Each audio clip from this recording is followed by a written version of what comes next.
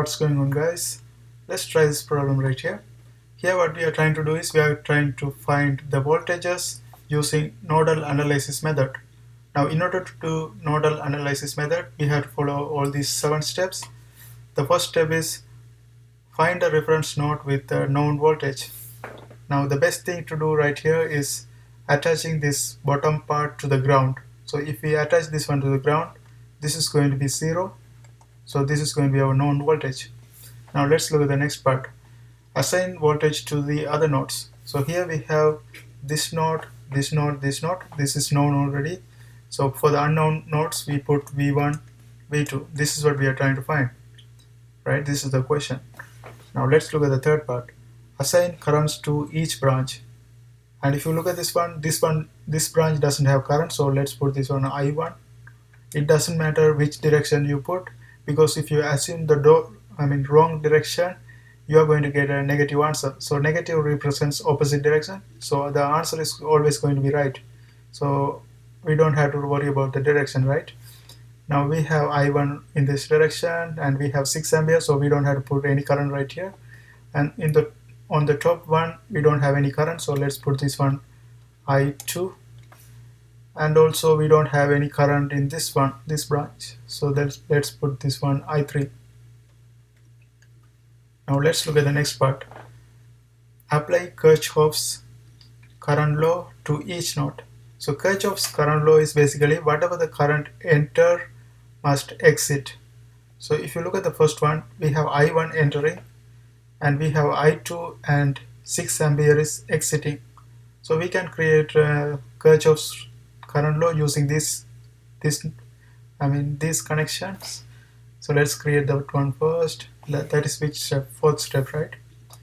Fourth step, we are going to have I1 is equivalent to 6 plus I2. Now this is one of our equation and we need another equation. Now let's see whether we can create another one.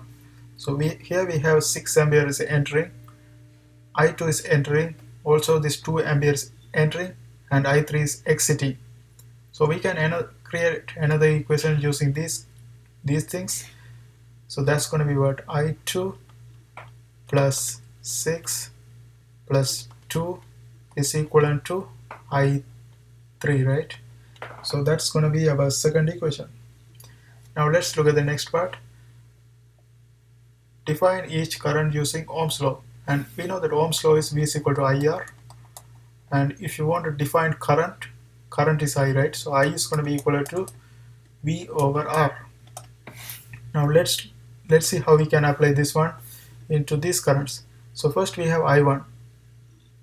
I1 is going to be equivalent to voltage over R.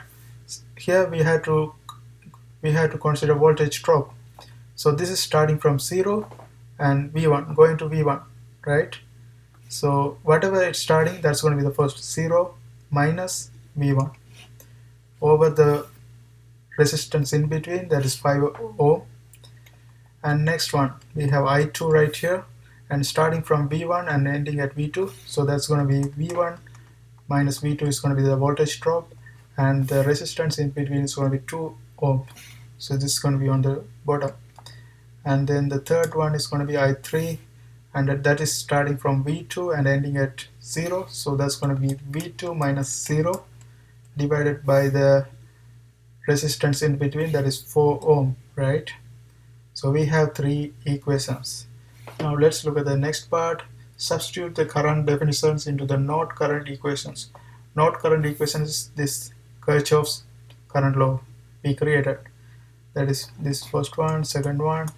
So what we are going to do is, instead of I1, I2 and all these things, we are going to replace this one. So here for I1 we can replace minus V1 over 5, and then that is equal to 6 plus I2 is V1 minus V2 over 2, right? So this is our equation 1. Now let's look at the other equation. We have I2 plus 6 plus 2 is equal to I3. Now instead of 6 plus 2 is 8, so we can add them together right here. But I2, instead of I2 we can plug V1 minus V2 over 2 plus 8 is equal to I3. I3 is V2 over 4, and this is our second equation. Now we have to solve this one for V. We have to find V, that's the question. Now before we go ahead and solve this one, the best thing to do right here is get rid of these denominators. To get rid of this denominator, what we can do is we can find the common denominator, and if we multiply this equation by that, that's going to get rid of these denominators. And here we have 5 and 2, so if we multiply this one by 10, that's going to get rid of all the denominators. And if you multiply this one by 10, that's going to give us negative 2v1, and in the other side we are going to have 60, and here we are going to have plus 5v1 minus 5v2, right? So this is going to be one of the equation, and the other one, the common denominator can be 4.